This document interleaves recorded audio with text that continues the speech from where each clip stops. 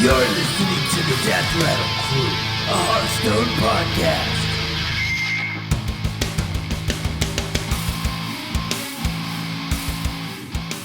DRC, ladies and gentlemen, welcome to the Death Rattle Crew, a Hearthstone podcast. You're listening to episode 32. I'm one of your hosts, Mike Tech2Hearn, joined by the legend formerly known as Jeremy. How you doing, sir? Hey guys, how's it going? And Bradford Lee, how you doing? Doing good. How are you? Good, good. Don't forget, you can subscribe to us on, if you're not already, on iTunes, Stitcher, whatever your podcast catcher of choice may be. You can also follow us on Twitter and YouTube. And don't forget to write into us at mail@deathrattlecrew.com. So what's been going on this week? Who wants to go first? Jeremy, you want to go first? Sure. Not a whole lot, man. I've been farming Secret Paladin with Face Hunter because the deck is laughably bad against Explosive Trap. But other than that, just trying to get up to rank 5 so I can get that golden epic. Nice. What about you, man? I actually have been trying the Secret Paladin finally. Taking not a break from Dragon Priest, but just trying something a little different. I had some quests to play some Paladin, so I'm giving that a try, and it's not bad. I don't think it's as good as everyone says it is, and that's part of our topic today. Won't spoil it yet, but that's been my Hearthstoning, I guess, so far. What about you, Brad? I've been playing a lot of Control Warrior, actually. I've been messing around with Gorehowl with Justicar Trueheart for fun, because it doesn't feel any better to get a 7-for-1 out of your weapon and gain 4 armor each turn. So I've been having a lot of fun with that. Nice. All right. I love when Gorehowl sees play. Oh yeah. Yeah. All right. Well, folks, we'll be right back and we'll get into crew rants. DRC would like to thank Brainiacs for their support of this podcast. If you have a tech idea for improving your business's workflow, Brainiacs can provide a turnkey solution to specifically fit your needs. You can contact them at www.brainiux.com.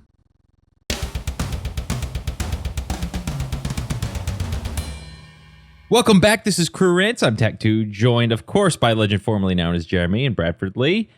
Guys, this week, we're going to talk about the meta, the meta reports, the snapshot, different places that do it. What do you opinions? How do we feel? Where do we want to? Let's start with who does them, I guess, right now. And we kind of talked about this earlier, but not. It's kind of changed. Some places don't keep them up to date as often as some others do. Where could people go find meta reports right now? The most up to date currently is the Tempo Storm meta snapshot that they put together.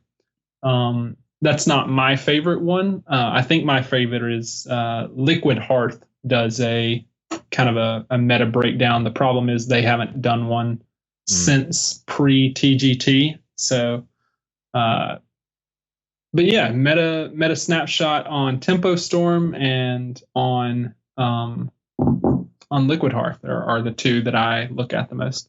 Okay. Now, Ichi, do you guys use meta reports at all? Especially you, Brad. Do you use it at all? I know obviously you stream, so is that kind of a place that you go check out? I mean, I look at it just because, less because I'm trying to pick one of those decks and more because if they list a deck as the number 1 deck or a top deck, I know what I want to be playing to counteract that because other people will utilize that. So I use it more as a tool to figure out, to get myself even further ahead of the meta than to catch up with the meta. Okay. I use it just to see what's being played.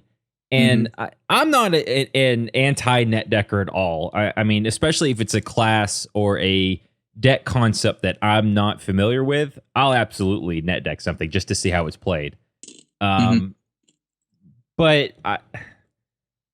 I think the real strength and something that I enjoy is seeing what other people are playing. And once you figure out, okay, this is how this deck works, maybe going and especially as the meta changes, sometimes hours, if not days apart, just adapting, putting in different tech cards as the meta may call for them. But I guess that brings up the real question: Are meta reports accurate?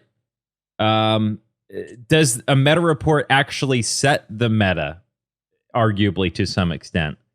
Who wants to tackle this first? I guess you can go ahead, I will. Brad.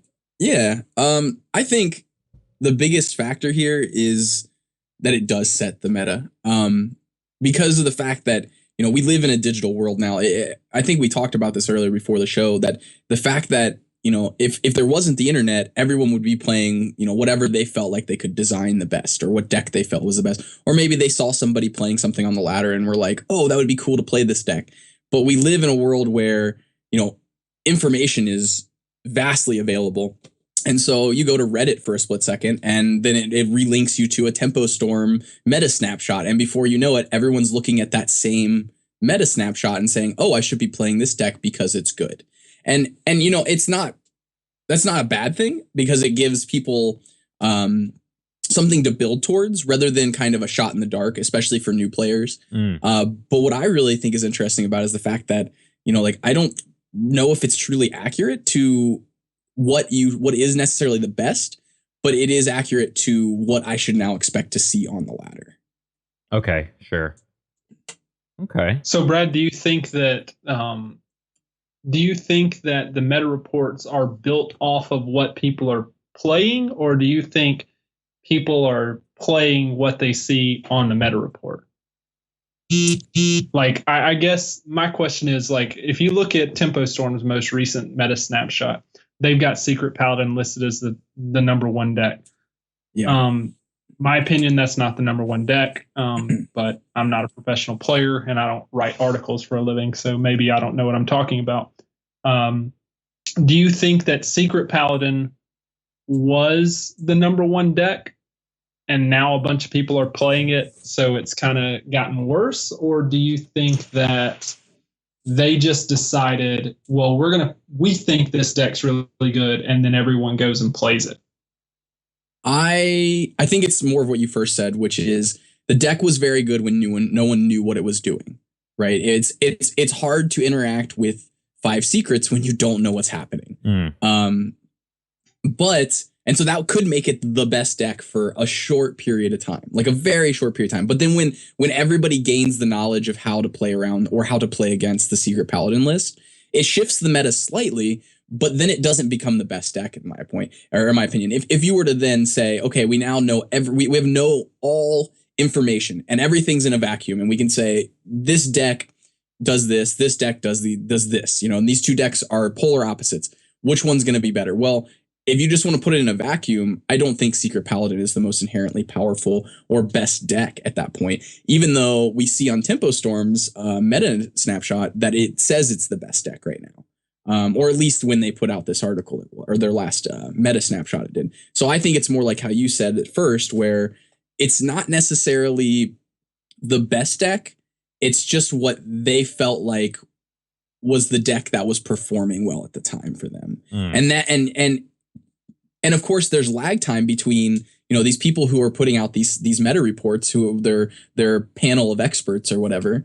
Whenever that panel of experts is putting out a meta report, they are going to submit what their thoughts are. Then it's going to take some delay time to put it up on the website. And then there's going to be a little bit more delay time of, let's say, a week before everybody has seen this particular meta snapshot. And by that point, I mean, it's over and done with. We were way beyond that. And as Mike said, the ladder meta shifts almost hourly. If you're moving up a ladder or moving up the ladder, maybe it's shifting so quickly that how is this an accurate representation is how I feel about it. And I almost feel like that happens. I guess in my opinion, and tell me what you think. Obviously, you guys, or especially you, Brad, play a lot more than me. Do those swings when a meta game changes hour to hour, does that happen further up the ladder, closer to Legend, as opposed to further down because of how many players there are at lower ranks, as opposed to there's fewer, obviously, people at Legend and closer to that? Is that what? And maybe is that where a lot of these meta reports get their ideas from? I think they get a lot of their ideas from more the top. I would say rank 5 to legend is where I think you're going to see the people who are making the meta reports are going to be discussing that time frame. Or I mean, I guess that part of the ladder. And at the same time, I think you are seeing higher shifts and changes of decks as you get from rank 5 and moving higher. And the reason is because the players that you're seeing at that ranking are more competitive. So they're probably more vested in the game, which means they have a higher card pool, which means they have more availability to decks. And that means that they are able to switch on a dime. So, I could play one game of, let's say, Face Hunter and see Control Warrior, and I've been seeing a lot of Control Warrior, and just be immediately switch to another deck, hit go, and hope to play the exact same Control Warrior player. And at that point, if I play the exact same person and we've queued up at the same time again, then all of a sudden I'm on this other deck and I just destroy Control Warrior. Their thought is, okay, maybe I need to switch from Control Warrior to another deck. And so you see people at that level of competitive play switching their deck on, maybe not that quickly, not on a dime all the time, not like completely just turning and flipping 180 degrees. But you're seeing it so a lot of times where, and I do this very often, if I go, let's say, 4 or 5 games and I see all Control Warrior, I might be like, okay, I can keep playing this deck that I'm playing. I can't play Face Hunter or something. I need to switch to something else. Or if I see Patron Warrior everywhere, I might not want to play the Secret Paladin list because, well, it's a bad matchup in general. I might be one of the people that says, okay, I need to switch decks. And that doesn't necessarily mean that I'm going to switch to something that's beating Patron Warrior. A lot of times for someone who's like, well, I don't have a good way to counteract this. Well, if you can't beat them, join them. And so what happens is you start to see an hour or two, and I've seen this before where I've played an hour or two at rank, like I think it was like 3 or so last season, and I saw mid-range druid for every game but like 2 games. I was just like, I can't. And so I'm like, I have to play something that just counteracts mid-range druid. And it was just the nature of the ladder at that given time. And that doesn't necessarily mean that, in 2 hours, if I stop playing and come back, that I'm going to see mid-range druid everywhere. It just means at that given time, everybody switched to mid-range druid because of whatever was happening at the time before that. And now this isn't everybody on the ladder, but this is, I think, the majority of players when you're getting that high level of ranking are willing to switch decks as they feel they need to in order to just press even a 5% higher win percentage rate. It doesn't necessarily mean that their win percentage rate is going up immensely. It's just if they can push 5% more wins over and cut off 5% less losses, their ability to move up to legend for the season is a lot faster and a lot less daunting for them. So this begs to differ then. Are meta reports for them, or are they for players at lower ranks? Is that the point? I think it might be more for people at lower ranks, which is, and tell me what you guys think, which I think is kind of odd because I feel like these meta reports reflect what's happening at higher ranks. So I think they try to. Okay. The issue is, like Brad was saying, once you get, I think 5 is a pretty good cutoff. Yeah, like, sure. Most players who consider themselves good at this game can get to rank 5. I think 5 and above are people who are going for legend, and they're basing what they're playing on what they're seeing on the ladder, which is more accurate because, like Brad said, if I'm seeing Patron Warrior 3 or 4 times in a row, I'm going to swap to something that kills Patron Warrior. If I'm seeing Face Hunter, I'm going to, swap to something that kills Face Hunter. So people from 5 to 1, 5 to legend are playing not based on a meta report. They're playing based on what they actually see, what they're seeing played. I think people that only play, 2 or 3 games a day, maybe, basically you're ranked 15 up to 5. Those players, they may have not played in 2 days. They're just going to hop online. What's good right now? Okay, I'm going to play this. So I think the issue is these meta reports are having a giant impact on what people are seeing from rank 15 through rank 5. So people will, hop on the day after this meta report comes out and they'll play 5 secret paladins in a row. and lose 4 of them, and then they'll rage on Reddit about how Secret Paladin's the most overpowered deck. But it's not necessarily the overpowered deck. It's just that that's what everyone's playing. So people remember seeing the deck that they played the most. It's why it's why people hate face hunters from rank 20 through 10. It's not because face hunter is the best deck. It's just a lot of people play it. So I don't know. I think that I don't think the meta reports have a negative impact on the game, but I do think it would be silly to ignore their impact if you're trying to climb ranks. Okay, sure. Like Brad said, it's a good tool. If you hop on here and see Secret Paladins rank number 1, that means people from rank, 15 through 5, you're going to see a lot of Secret Paladin because these people just want to hop on and play whatever deck they hear is good. Now, if you're ranked 3 or 4, that might not necessarily be the case because, like I said, people are going to be reacting to the meta that they see, not the meta that they read about. Okay. And I think that's a level of skill that within the game that is only really gained. The idea to shift based on what you're seeing versus based on what you're reading. If you're able to shift your meta decisions based on what you're seeing, that's a level of skill that I think only really develops in this style of game with a lot of practice, because it's hard to say without a lot of reps into a specific deck to say that this deck will always be effective against Secret Paladin or whatever is the best deck at the given time, or ranked as the best deck. Well, that and the idea that just because a deck is ranked really high that you're going to be good at playing it. I'm really good. I'm really good at playing Hunter, but that's because that's probably 75% of what I play on Hearthstone. I had the Win 3 Warrior quest the other day, and I was like, well, I guess I'll play Patron Warrior. I am so bad at that deck. That doesn't mean the deck is bad. Yeah. But I seriously went like 3-7 or something. Like, I hear you. The idea that you can just hop on here and say, all right, well, Mech Mage is the number 3 deck. I need to be playing Mech Mage. I'm going to go build Mech Mage, and I'm going to take it on the ladder, and I'm going to do really good. That's not necessarily the case. Like, you've got to know when to drop Goblin Blast Mage. You've got to know when to play Mech Warper, coin Mech Warper on turn 1, as opposed to Mech Warper on turn 2 into, Clockwork Gnome for free. Like, these are really, really intricate plays that don't seem like much, but the early game, especially, like if you look at what Tempo Storm currently has rated at number 1, 2, 3, and 4, it's all, with the exception of Patron Warrior, which is a combo deck, it's 3 different aggro decks. So what do they have and listed people right just now? assume, all right.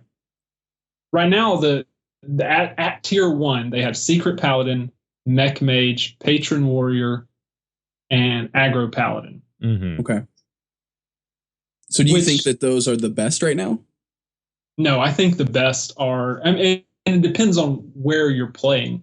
If we're talking about the best for laddering, Secret Paladin's probably really good. Mech Mage is probably really good. But if you're trying to get from rank 5 to Legend, there's a drastic meta shift at rank 5. Anyone who's past rank 5 sees it. It immediately goes from lots of aggro decks, because people are just trying to basically, when you play an aggro deck below rank or above rank 5 from 25 to 5, it doesn't matter how many games you lose, because you're going to get that boost from bonus stars. If you win 3 in a row, you get a bonus star. So you, even with a 50% win rate, you're moving up.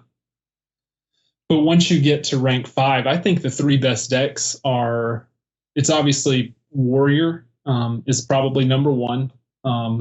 And that's going to be, Patron and Control. And I think number 2 is probably the different Hunter variants. I would say mid-range over Face, because I don't think Face is that good below rank 5. Too many people are playing Warrior. And then probably the different Warlock variants. Maybe now the Patron variant or the Paladin variants. That secret and aggro and mid range are all pretty good. Mm. What do you guys think? What are the 3 best decks right now? Go ahead, Mike. See, this is part of the problem. We're talking about like some of these reports might be like personal preference. You know, I think Aggro Paladin is definitely a strong deck. Patron Warrior is a very strong deck. I don't know. Like, there's decks in there that are just tried, tested and true, like Zoolock, Handlock, Freeze Mage. I feel like decks like that, they at this point anyway, they just haven't gone bad. I don't know. Yeah, I mean, I'll at least go with Aggro Paladin, Patron Warrior being very strong decks. Okay. I'll definitely go with that. But beyond that, I mean, I don't know what to say would be a third, this is the third best deck in the game. I don't know. Yeah. Mid-range Hunter is very strong too. I mean, between, especially on this list that we're looking at, just for example here, Tempo Storm, Tier 1 and Tier 2, there's a couple that I would switch around, but there are some that are very close to each other that it makes the decision really hard. Mm-hmm. Yeah. I would say Patron Warrior is still number 1 in my book. Actually, last night, I'll tell a quick story. Last night, I played a game of Patron Warrior, and I needed to find 3 whirlwind effects to even be alive. To even like just get to the next turn, because I was so far behind. He had a full board. It was actually against the Secret Paladin list. And I had 1 whirlwind in hand. And I'm just like, well, how do I do this? And I had an Acolyte of Pain, and we're at 7 mana. So I was like, well, okay, I'll go Acolyte of Pain, Whirlwind. So I did that, drew a card, found a Battle Rage. So I Battle Raged, and now I'm at 2 mana. And I drew throughout that process. I drew 2 Inner Rages and a Unstable Ghoul. So I was able to Inner Rage, and then slam the Unstable Ghoul in order to pass and then get the trigger off the Unstable Ghoul to then force the enough whirlwind effects, I guess you'd say, or enough way to put damage to clear the board, as well as getting another card off from Acolyte Acolyte of Pain that was already put out earlier that turn from the whirlwind effect from Unstable Ghoul. So I use all of my resources just to get myself into a position where I could then redraw a hand and try and get to the next turn. Yeah. Well, long story short, the game goes another 15 or so turns, and I end up winning off from a crazy Frothing Berserker turn. So it's insane the resilience that deck has. And another thing that the exact deck that we were just talking about as well was Secret Paladin. I think Patron Warrior gets just as strong, if not stronger, because of Secret Paladin. It's very strong against that deck. And so that's why I think Patron Warrior is still just the king of the ladder and the king of decks right now. And it's just a very, very strong deck. So I'd put that at number 1. My number 2 is actually Hybrid Hunter right now. Or Mid-Range Hunter, one of the two, I guess you'd say. I think Hybrid Hunter is slightly better right now because it is a little bit faster than the Mid-Range Hunter lists. And that helps out with the fact that on ladder, you're seeing a lot of Secret Paladin or Aggro Paladin floating around, or even Mech Mage, which has a slightly better matchup there. And then number 3, I would probably put I'd say, honestly, I still think Handlock is up there at number 3. But I don't think you see a lot of it because it's a tough deck to play. And it's not necessarily it's just a tough deck to play, and it's not necessarily like the most intuitive deck right off the bat, and so a lot of people ignore it. And it's also not an aggro deck, so it doesn't move up the ladder relatively fast. So I don't think you see as much of it, but I still would put it at number 3 in my list. Okay. Yeah, and so those are obviously what I've picked there. Well, Patron Warrior is always in a tier 1 no matter what meta snapshot you're looking at, I think. But at the same time, what the other things that I've listed aren't necessarily up at the top of the tiers. And I think that kind of harkens back to the idea of, are these meta reports empirical data or are they people's opinions? Right. And I think they're more of people's opinions. They're more, like what do we think is the best? We could create right now. We just created our own meta snapshot right there. We all said something about Patron Warrior being up there. So, we all know that we could say, hey, that's in our tier 1, but we all had a slightly different options for what else we put at tier 1. And so the real question is, do you guys think at that point, are these meta snapshots putting out an accurate representation? And that's what we've been asking. And as we can see there, it's obviously something that's up for debate without true empirical data that says, yes, this deck is winning 60-70% of the time as compared to these decks that are winning less. Yeah, I think the arguable part about the meta snapshots is that they aren't necessarily accurate or don't necessarily reflect what's actually the best. I think what's not arguable is the impact that they have, especially from ranks 5 to 15. People are, like I said, they're going to pile up 3 different daily quests, and then they're going to hop on there and say, well, I need to get this hunter quest done. Which hunter deck do I need to run? And they'll hop on and see, well, it says mid-range is the best. Yeah, it may be. It might not be. Just like Mike said, it just kind of depends on when you're playing and where you're playing, you know? Yeah. It changes so often and so fast that like a meta snapshot, like you said, Brad, it's a snapshot. It's what's happening right then and right where they are. That's by the time this article is out, like literally it just changes hourly. So, you know, yeah, it's not necessarily accurate. So where else do they put up those kind of information? Like we've got Tempo Storm does theirs, right? And that one I think is pretty much a lot of people see that one because Tempo Storm advertises it on Reddit and a couple number of other places, as well as it being Tempo Storm having a big impact on the community as well. But we also have Liquid Heart that does one. But as you said, they don't really update theirs, or they haven't updated theirs since the release of TGT, the Grand Tournament. Yeah, they were doing it weekly, but I think the issue with theirs is from a lot of different people. Like you have Firebat, Strife, Tice, Savitz. I think Chalky was on there one time. But basically, they just asked those pros, what do you think are the best? Basically, what we were asking each other, what are the best decks? And then they kind of go through and rank them. But those players play in a lot of tournaments. So are those what are best for ladder play, or is that what's best for a tournament? I don't know. Right. Oh, the other thing, thing, the meta is completely different. Yeah, I mean, the other thing too, I feel like the only people that get an accurate meta report are Blizzard. I think people have been asking for stats. I think since this game was in beta, I think when they announced the percentage of players at this rank, I think people. I mean, I was excited to see that. It made people feel better about, I didn't hit legend. Well, it doesn't necessarily mean you're bad at the game. But to be able to see more than just how many wins I have, how many losses do I have?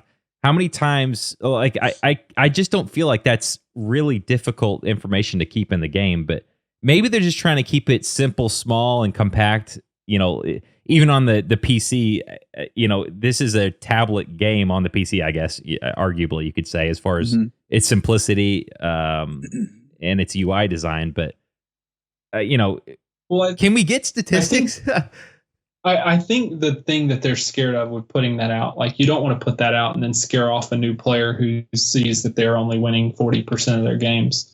The argument against that, though, is that if you don't put it on the application itself on Hearthstone, like if you can't see that, just keep Hearthstone the way that it is now.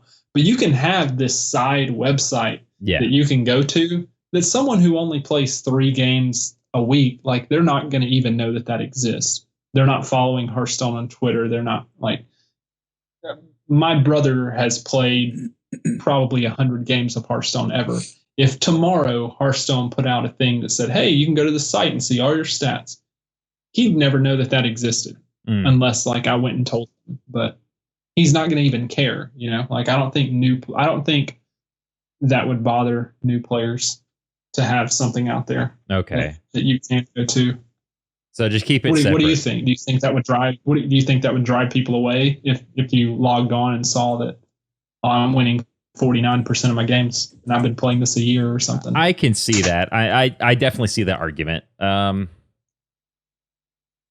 Yeah, I guess, it's maybe they get discouraged. They don't have the cards to build a deck, or I just don't think I'm doing good enough. But I don't know. I feel like as far as information goes, we're limited right now to just using third-party applications to upload to the internet and different websites. So it's really PC. I don't even know if there's any for Mac. So I'm just going to say Windows only machines. Well, I think there is one for Linux, but I could be completely wrong. If someone out there knows, correct me, please. But I don't know. I'd like to see it built in client just to keep it for simplicity's sake. But I mean, I do see the counter argument. I don't know, Brad, what do you think? Yeah. Well, I think that wouldn't be good to like hand out that data, because we would see this kind of regression to the mean. Like we'd see people going back to whatever they're having the most success with, and I think that's not really what they want from the game, because then people are going to, if we could see the data of what is being the best all the time, you're going to see even more people just sticking with that deck, because of the fact that if you have 100,000 games represented in a piece of data, that there's no debate about what is the best and what isn't the best anymore. And so I don't think it's good to necessarily put that out. I think that could be damaging for the game. I see that. I mean, a part of my thought was, all right, meta reports ruin the meta because people just go in net deck. But now I think that would be empirical. Here's factual data, not opinions. So it'd be even worse. Touche. Well said. I think, I see and it that. would also cause a lot more problems, I think, than it would help. Like if tomorrow you were to log on to a site and see that over the entire history of Hearthstone, Shaman has won 32% of its games. Now people just have a giant pile of ammunition to throw at Blizzard until they somehow get that 32% up to 50%. No one's going to play Shaman.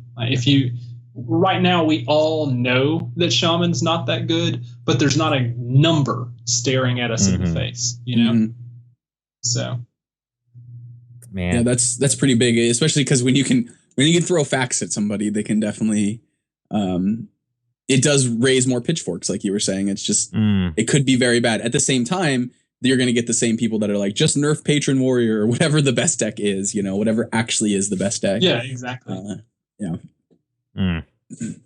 Which I think is actually kind of bad too, because of the fact that these if every deck, if the community said Patron Warrior's great or Warrior's too powerful and Shaman's not powerful enough, and all of a sudden everything in Warrior gets nerfed and everything in Shaman gets buffed, and we're all at 50%, it's just a bunch of coin flips at that point. If we're all yelling at them to change these things to make it all so that everything is a coin flip, it wouldn't be as enjoyable, in my opinion. Okay, so I think that's it from there. But Jeremy, you had something else you wanted to talk about. What is that? That ATLC? What is that for those at home who may not know what that is? Okay, so for those of you who don't really follow the tournament scene, basically the Archon, Team Archon and Amaz decided to have, I think it's like a $250,000 tournament. And basically they split it up into teams. Each team has 3 members. So you've got Team Archon, you've got Team Tempo Storm, you've got Team, and then a few of them weren't like actual teams. Like you had Team Celestial, which is a team, but you had Team Value Town, which was Trump, Dog, and Kibler. But basically the way that it worked is each week you were pitted against an opponent, so Archon versus Tempo Storm. And each team, there's 3 players. Each player has to pick 2 decks. So let's say Kibler would pick Dragon, not Dragon. Dragon is not a deck. He would pick Hunter and Warrior, and then someone else, Dog, would pick Rogue and Paladin, and so forth. And basically, Gosu Gamers put out an article that over the course of 7 weeks just took all the data from every game played during this tournament. So we're looking at roughly somewhere in between 225 and 250 games. And it kind of went through the first thing was, all right, since obviously there's only 6 players with 2 decks, there's going to be a total of 6 decks picked. So every match, there's going to be 3 decks left out. Okay. And the first chart they had on here, I don't know if you want to share this on the show notes so people can kind of check it out. Yeah. But the first graph kind of showed class popularity. There were a total of 56 matches. Of that, Warrior was picked a total of 56 times. So basically, at no point during any game did a team not pick Warrior. So someone on that team picked Warrior. Hunter was second with 54 picks. Warlock was third with 54 picks. Mage was fourth with 49, and then Rogue with 38. Druid with 31, Paladin with 25, Shaman with 21, and Priest with 8. So what do you guys think of that? Basically, what this is telling us is the 3 most left out classes. Keep in mind, this was mostly pre-TGT. A lot of this, it's over the course of 7 weeks. So 5 of those 7 weeks were before the Grand Tournament was a thing. But the 2 most left out classes were Shaman and Priest. The 3 most selected classes were Warrior, Hunter, and Warlock. What do you guys think? I think that's very telling of the competitive scene. We talked about this a little bit last week, or a lot last week, but I'll quickly harken on it. The competitive players are trying to reduce randomness in their decks, right. And Warrior, Hunter, and Warlock do that effectively. Additionally, all 3 of them have a very good deck. Warrior has both Control Warrior and Patron Warrior. Hunter has, Face Hunter, mid-range, more mid-range Hunter and Hybrid Hunter, but Face Hunter as well. And then Warlock can be playing either Zoo or a Handlock builds, or even Malagos builds. So there's a lot of different, very powerful options for those classes. And so it makes sense to me that those are the top. And I think that it just furthers my opinion on what is the best, especially when you're seeing pro players playing into those classes. Yeah, I mean, as far as the graph goes, and again, I'll put this in the show notes so those at home can take a look at it. I'll buy that. I mean, from all the tournaments that I've watched, especially recently, that definitely makes sense to me. I mean, as far as what I've seen, absolutely, I'll buy that. But I just, is there anything surprising to you guys on there? As far as the number of class picks, we'll get to the other part in a second. But Rogue surprises me. Most surprising. Yeah, that's what I was going to say. Yeah. Rogue seems like that would be way more. Yeah, everything else, I'm not shocked, but definitely Rogue, yes. Well, you have to keep in mind too, I think that there is only one Rogue deck. There is Oil Rogue. Right. But Mage, Hunter, Warlock, and Warrior have multiple options available to them. So every person who has multiple options available to them are going to have, maybe they have one deck that they like in that class, and so they're going to want to play that deck versus, when you say Rogue, you're talking about Oil Rogue. Right. Well, I mean, they could be playing Pirate Rogue or Mech Rogue. Why wouldn't they play either one of those? Well, let's get back to that meta snapshot. Yeah. I don't think I saw either of those decks. Is there a tier 17? That's I don't know. right. Yeah, right. I mean, to be fair though, a tournament is completely different than the constructed scene though. Mm-hmm. Yeah. Which, I mean, we've harped on this. I know you and I, especially Jeremy. Tournaments coming to Hearthstone. We want it. We want it now. Absolutely. So hopefully, just give me 8-mans. Right. Just want to log in and play an 8-man. Right. That would be the best thing the dream they could possibly do. That'd be awesome. But I'd play that game. I'd play those all the time. Mm-hmm. Absolutely. All right, and then so the next kind of couple of graphs, they break down into class win rates. Yeah.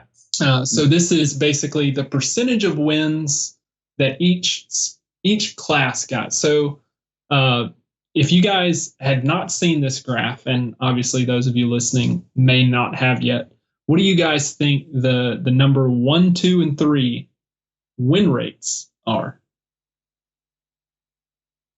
Right off the bat, I would put Warrior up there because of Grim Patron. I've looked at at it now because now we're looking at it directly, but I would always just put Warrior up there. Off the top of my head, I would also probably put like a Hunter list, and then I'm not really sure what I would put the third at. That's kind of tougher for me to say because at that point, I think like maybe Warlock. I guess. I mean, those were the ones that were the most represented. So it seems like it would be the ones that have the highest win rate. Right. Yeah, I would just pick the ones with the least variance. Hunter, Warrior, and I think Rogue is probably too draw dependent. I wouldn't include it. Maybe Warlock, but even Warlock is a lot of what you draw. So I don't know. Yeah. Well, anyway, the actual class win rates, you've got Hunter at the top with 60%, which is insane. That is crazy. Yeah, for real. And then number 2, you've got Warlock, which is at 54%. And third is not Warrior. It's actually Rogue at 53%. Warrior still has above 50. It has 51. Something I'll point out, though, obviously Warrior was the most picked class. Mm-hmm. So that means that Warrior had to face against itself more than any other class. Oh, sure. So I think that should probably be taken into consideration. I think, obviously Warrior versus Warrior's 50%. So automatically it's going to cancel itself out down to 50 by a lot. Whereas, Rogue, which wasn't picked a lot, had to win against decks that aren't Rogue. So. I want to quickly point one thing out. It's crazy. Yeah, with that 60%, I want to point something out really quickly. There's a quote from a long time ago. It's when I was watching the Magic Pro Tour. Maybe it was like 2 Pro Tours again or before, but it was talking about the decks that win Magic tournaments the most are decks with lower costed cards. And so the Magic Pro Tour is more likely to be won by decks that have cheaper spells, cheaper creatures, cheaper, whatever it may be, whatever's in the deck is just costs less. And Hunter, I think, is just a perfect example of that. They're efficiently costed threats, efficiently costed weapons, and efficiently costed removal. And they have all 3 factors going there for them. Plus their hero power allows them to stay aggressive. So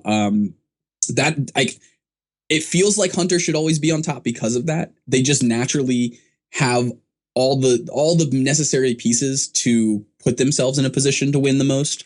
And that quote that, like the cheaper the cost of your deck, if it's an effective deck and it's cheaper costing wise, it's more likely to win, is even true when we look at this as well, that Hunter is getting the highest win rate.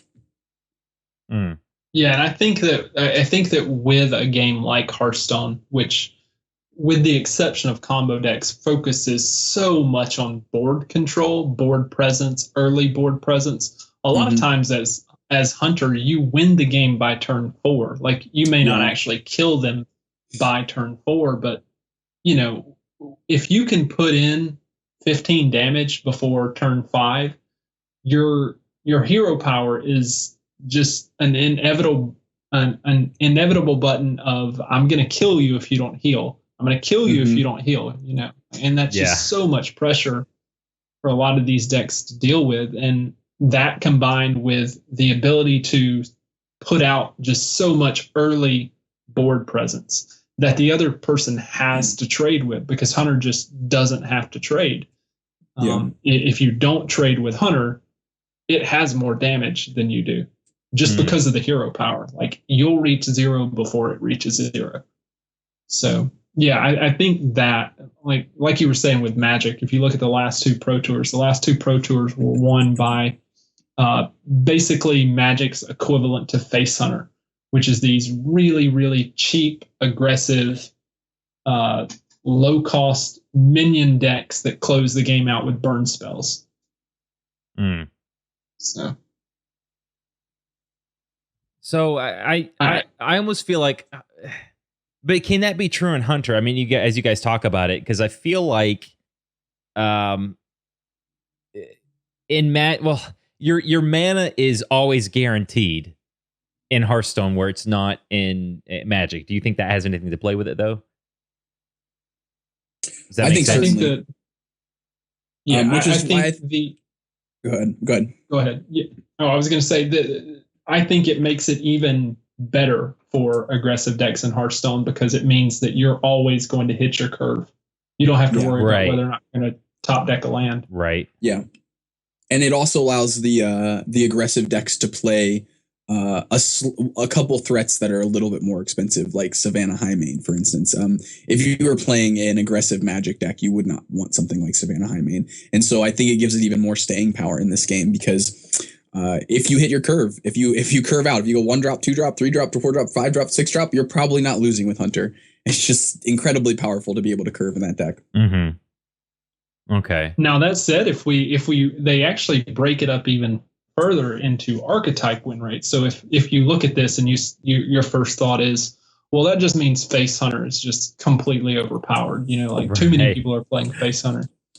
Their Face Hunter has a 41% win rate in this meta breakdown. In this basically of the times that Face Hunter was played, it only won 41% of the time. Hybrid Hunter and Mid-Range Hunter are at 69 and 65%. So just imagine if Face weren't in this, Mid-Range Hunter would be even higher than 60%. But yeah, so Face Hunter apparently, or at least if we take this data as empirical evidence, like not very good in a tournament scene. Right. Whereas you've got Patron Warrior, which is 52%. Mallylock says 75%, but I think that's just only a few games. I don't think a lot of people picked that deck. So, right. Handlock was at 60%, which so, I believe that deck is just so, and it has been for such a long time. It's been such a solid deck. Yeah, I mean, it's just putting out 8/8s for cheap. So. Right. Though I have seen some mage shenanigans with giants, especially the new one. I watched, was it a Raynad Rage game? I forgot what tournament it was. I'll have to put that show notes too. If someone's looking for a different variant on the mage. So you're talking Frost Giant, right? Was that the new one? Yes. Okay. Yeah, there's a couple of different decks that run mage decks that run that Frost Giant, and then they'll run Molten Giant too, and they'll let themselves basically get down. They'll ice block themselves, and then they'll drop double Molten Giant, Echo of Medivh, and Healbot, and then heal themselves back up. And now they've got these just giant 8/8s that now they've got also another 2 giant 8/8s in their hand. Like they can just drop 4 8/8s without a problem. Right. For 4 mana, basically. But yeah, I think the archetype win rate breakdown is pretty interesting. The highest was Mallylock, but like I said, I think that's probably due to the fact that the deck wasn't played that much. Hunter is still pretty high. Mid-range Hunter and Face Hunter are Mid-range Hunter and Hybrid Hunter. I think that's just shows you the power of Savannah Highmane. If you drop that card, the old adage is that if you drop that card and get a hit with it, you win the game. Right. And then you've got Patron Warriors about 50%, 51, 52%. Control Warriors 46%. I think that's only low because they're playing it against other really good players. I think the win rate for Control Warrior on ladder would be much higher than that. Sure. The caliber of player has to also be taken into consideration here. Like it's easier to stop a Control Warrior from winning the game than it is to stop a Hunter from winning the game. At least in my opinion. Especially because you've got more time to do it, and that's the the warrior just has less ways to close the game. It's got Gromosh and then some dudes, Right. whereas hunter just has, inevitability. Mm.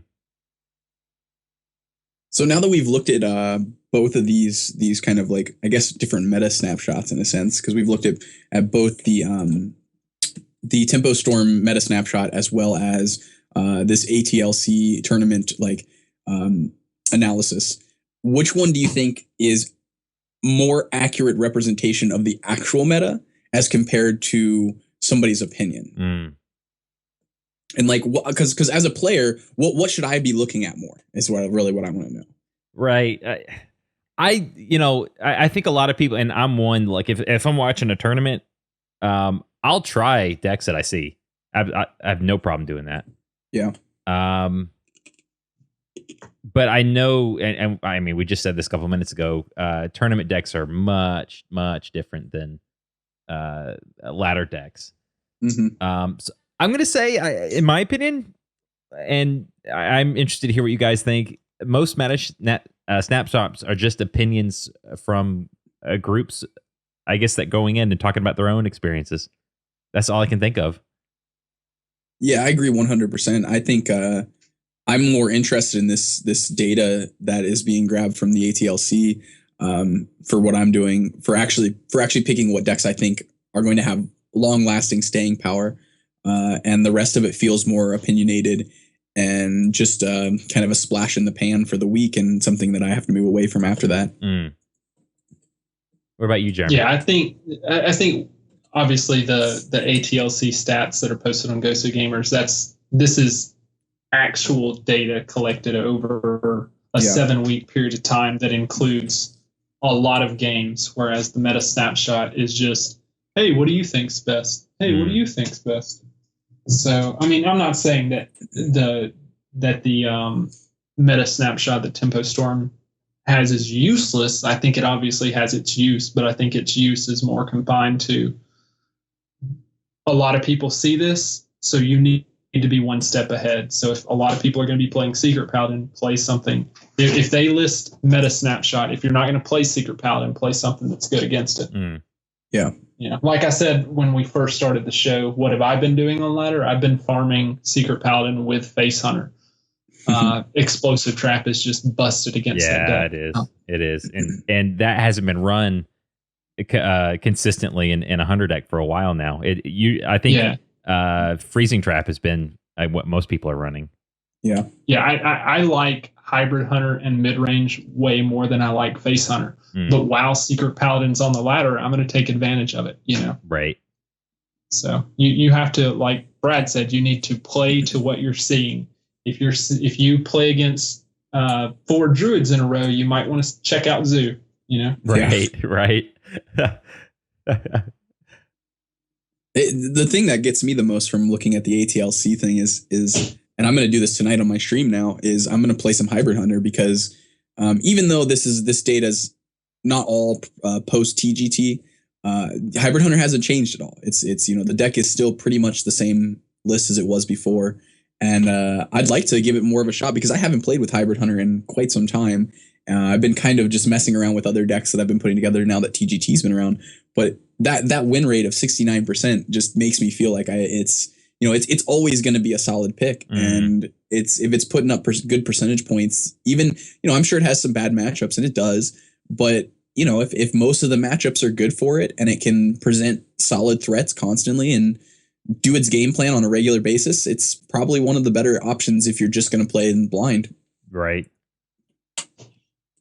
Okay. Well, any other thoughts before we go? Have we said everything we want to say? I think I'm good. All right. Yeah, I've pretty much covered everything I think we wanted to cover. Good. Well, guys, I think that'll be this week's show. That's it. Send us some email. Let us know what you guys think. Yeah. I really, definitely. I want to know I'm wrong a lot. I want to know how people how they use the snapshot and what their thoughts are in general. So if you have an opinion, please tell us. I want to hear about it. So again, write into mail@deathrattlecrew.com. So that'll be it for this week. I am Tac2, joined by the legend formerly known as Jeremy and Bradford Lee, and we will see you next week. Have a good one. Take care, guys.